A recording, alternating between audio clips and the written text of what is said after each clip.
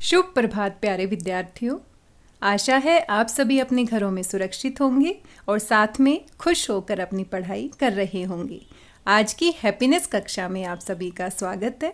आज की इस हैप्पीनेस क्लास में हम सुनने वाले हैं एक हैप्पीनेस कहानी, घड़ी की टिक टिक। अब कहानी में क्या होता है ये तो कहानी सुनने के बाद ही पता चल सकता है। तो आइए प्यारे विद्यार्थियों सुनते हैं कहानी घड़ी की टिक टिक। एक बार रिंकू के पापा की घड़ी कहीं खो गई। पापा को वह घड़ी बहुत पसंद थी क्योंकि दादी ने उनको वह घड़ी दी थी। उन्होंने स्वयं घड़ी ढूंढने का बहुत प्रयास किया परंतु घड़ी नहीं मिली। अतः उन्होंने इस काम के लिए रिंकू और उसके दोस्तों को आवाज़ लगाई, सुनो बच्चों, क्या तुम में से कोई मेरी खोई घड़ी ढूंढ देगा? फिर क्या था, सभी बच्चे जोर शोर से इस काम में लग गए। वे हर जगह घड़ी ढूंढने लगे, ऊपर नीचे, आंगन में, बाहर, हर जगह, किंतु घड़ी नहीं मिली।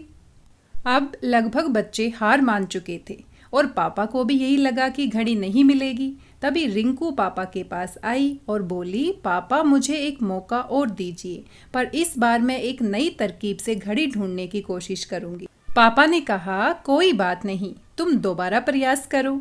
रिंकू ने सभी को कमरे से बाहर जाने को कहा और आंखें बंद करके कमरे में बैठ गई।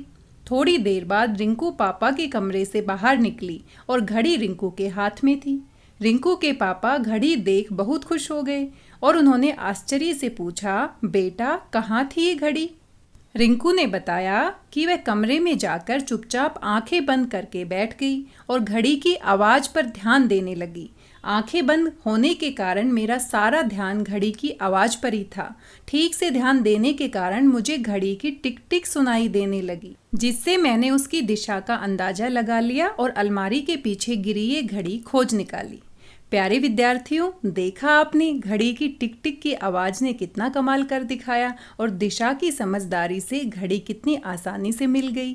क्या आपके साथ भी कभी ऐसा हुआ है कि आपके घर में कोई सामान गुम हो गया हो और सभी के ढूंढने पर भी नहीं मिला हो, लेकिन आपकी समझदारी से आपने उसे ढूंढ निकाला हो? अगर ऐसा कोई किस्सा आपके साथ हुआ है तो आप हमारे साथ साझा कीजिए। जब आपके घर या विद्यालय में कोई वस्तु खो जाती है तब आप उसे ढूंढने के लिए क्या क्या करते हैं, इसके बारे में सोचिए।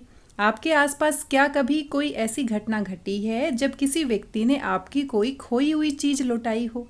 क्योंकि कभी कभी ऐसा होता है कि हमें किसी वस्तु से बहुत लगाव होता है और अचानक से वो गुम हो जाती है तो हमें बड़ा दुख होता है, लेकिन जब कोई वह वस्तु उसके मिलने पर उसे वापस हमें लौटा देता है तो हमें कितनी खुशी होती है।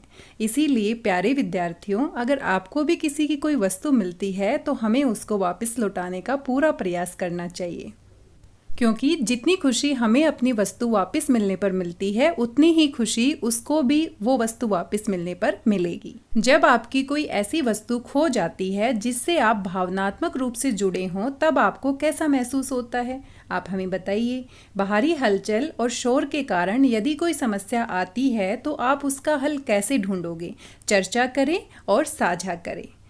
इन सभी प्रश्नों के बारे में आप सोचिए, साथ ही कहानी के बारे में अपने परिवार के सदस्यों के साथ चर्चा कीजिए, उनको अपनी कहानी सुनाइएगा।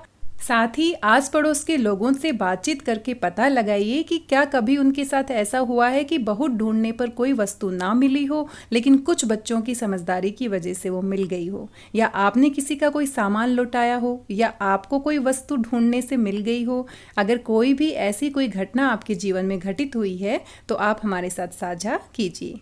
आज की हैप्पीनेस कहानी में बस इतना ही। प्यारे विद्यार्थियों, मिलते हैं अगली कहानी में। तब तक अपना ध्यान रखिए, अपने परिवार का ध्यान रखिए, स्वस्थ रहिए, व्यस्त रहिए, मस्त रहिए, खुश रहिए। मिलते हैं एक और नई हैप्पीनेस कहानी के साथ। धन्यवाद सभी का, बहुत बहुत धन्यवाद।